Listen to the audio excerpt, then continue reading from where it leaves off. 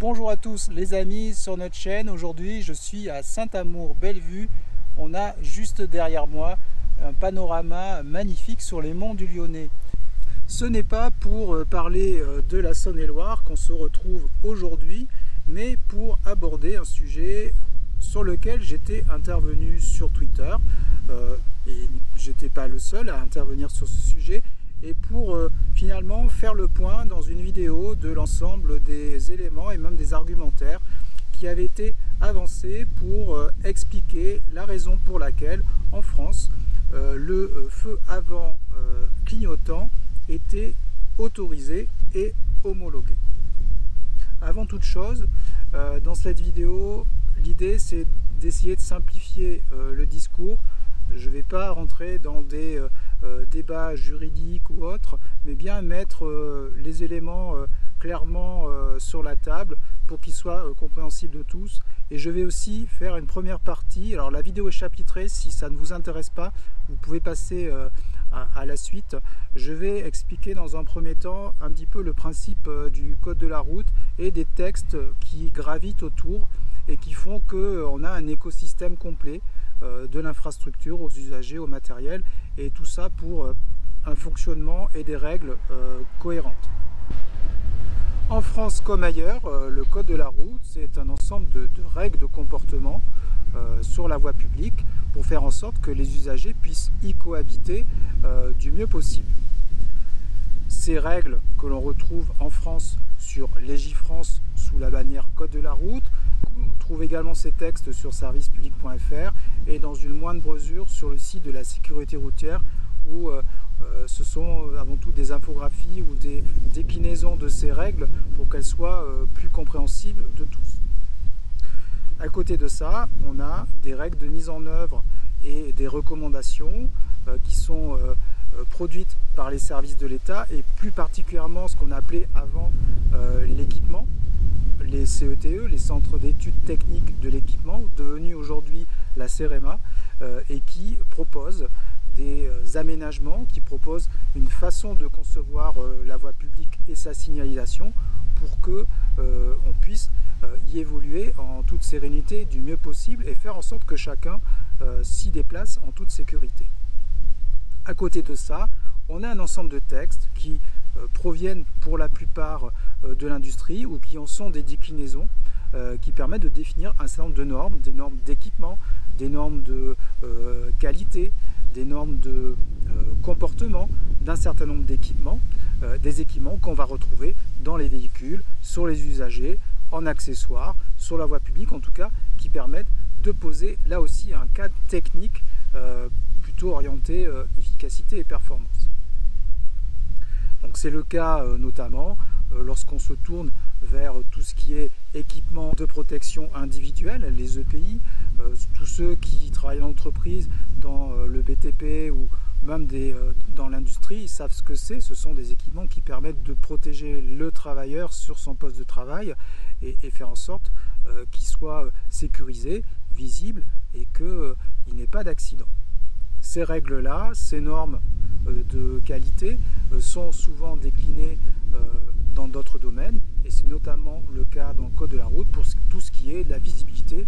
C'est comme ça qu'on a une réglementation dans le code de la route sur les gilets de haute visibilité, mais dans les faits, cette désignation s'appuie sur des textes bien plus complets et bien plus précis que l'on retrouve dans le secteur industriel, donc définis par les ministères qui ont la compétence sur ces domaines industriels.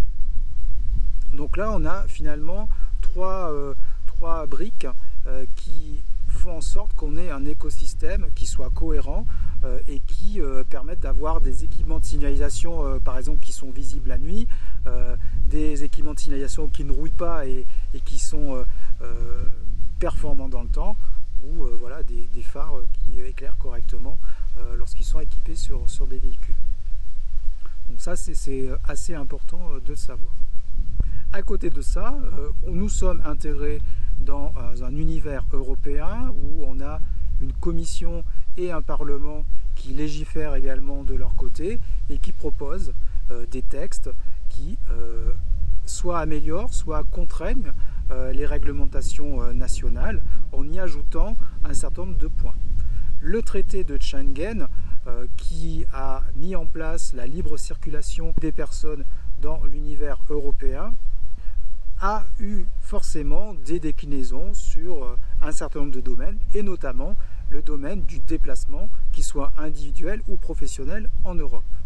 On a donc vu en 1999 une circulaire qui a été publiée par la Commission européenne visant à uniformiser un certain nombre de choses dans les codes de la route européens, tout ça aussi pour faciliter cette libre circulation entre les États membres. Cette circulaire de 1999 a pour objectif de rendre compatible un certain nombre d'équipements qui poursuivent les mêmes objectifs d'un pays à un autre. Alors, je vais vous donner un exemple pour que ce soit plus parlant. Supposons que vous ayez à faire un trajet du Portugal jusqu'à la Pologne en passant par la France, l'Espagne et l'Allemagne. 5 pays, 5 codes de la route, potentiellement 5 réglementations qui peuvent être différentes. Supposons que dans chaque pays, on a l'obligation d'avoir un gilet de protection lorsque voilà, on est en avarie sur le bord de la route. En Pologne, il doit être vert avec des ronds lumineux. En France, il doit être jaune avec des bandes verticales. En Allemagne, il doit être rouge avec des triangles. En Pologne, il doit être bleu avec des raies horizontales. Et puis en Espagne, il doit être rose avec des stries dans tous les sens. On voit bien que ces différents équipements poursuivent exactement le même objectif, celui d'être visible lorsqu'on est sur le bord de la route en panne par exemple, alors que dans les faits, leur déclinaison dans les codes de la route et dans le matériel qui est homologué dans ces pays, il est différent. La circulaire de 1999 permet simplement de dire que en Espagne par exemple, les gilets de ces 5 couleurs, ils sont compatibles avec le code de la route espagnol, tout simplement parce qu'ils poursuivent exactement le même objectif. Et ça revient donc à dire que dans tous les États membres, quelle que soit la couleur du gilet, et à partir du moment où vous êtes visible, ça doit fonctionner.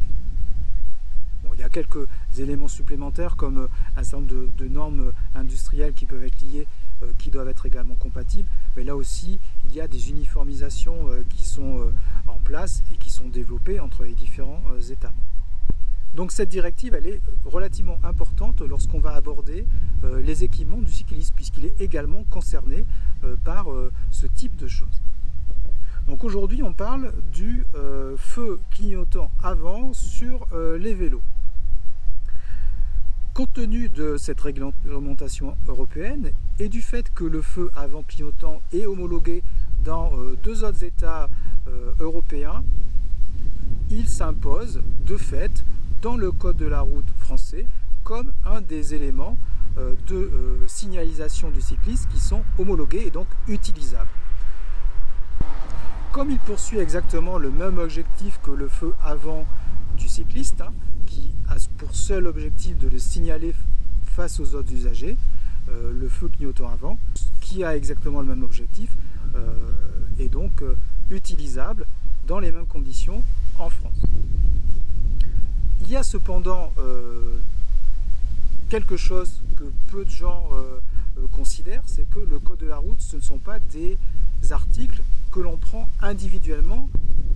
On a des règles qui s'appliquent en même temps. Lorsqu'on parle des feux, on a une règle notamment qui est le non-éblouissement des autres usagers. Cette règle elle est clairement décrite dans le code de la route et doit donc également être appliquée lorsqu'on utilise un feu sur un vélo. Donc par exemple, si je prends mon feu Sigma, c'est un feu qui a une très forte luminosité, qui a un faisceau lumineux très concentré. Dans les faits, si je le place de telle sorte qu'il est dirigé vers les autres usagers, il n'est pas utilisable en France puisqu'il va éblouir les autres usagers. En revanche, si je passe dans les niveaux de luminosité plus faibles, le feu n'est plus éblouissant et je peux l'utiliser sans difficulté. De la même chose, toujours sur ce feu, on a une partie clignotante, mais qui reprend la même intensité lumineuse que l'intensité maximale du feu sigma.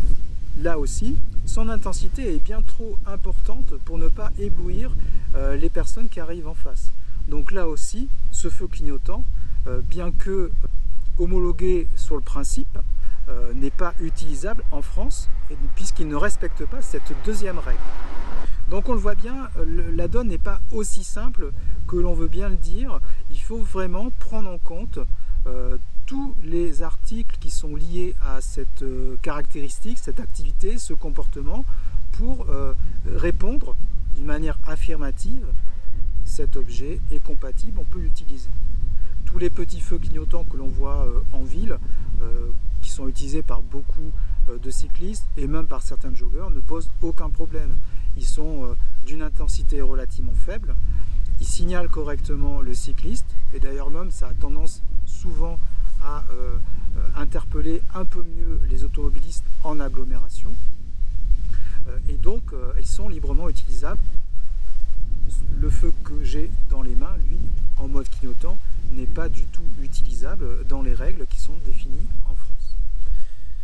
Voilà, donc je tenais à faire un petit résumé de ces éléments dans cette vidéo. Sur Twitter, c'est pas toujours très facile d'avoir un tel résumé, et ça vous permettra aussi de mieux comprendre le fonctionnement des différentes règles qui sont en vigueur, et notamment lorsque on nous parle de déclinaisons de textes européens qui ne sont pas applicables, qui nous contraignent trop.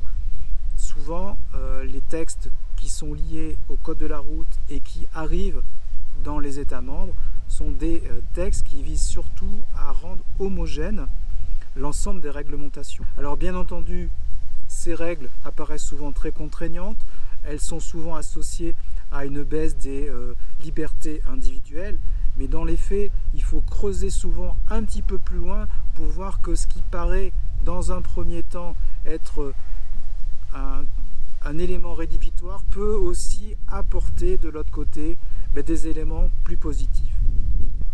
Donc vous comprenez donc que il est important de bien étudier l'ensemble des textes que l'on a en France. Si vous regardez sur les sites officiels français, il y a toujours à un moment donné le lien vers la circulaire, vers le texte de loi et l'ensemble des déclinaisons vers d'autres textes qui peuvent être associés au monde industriel par exemple.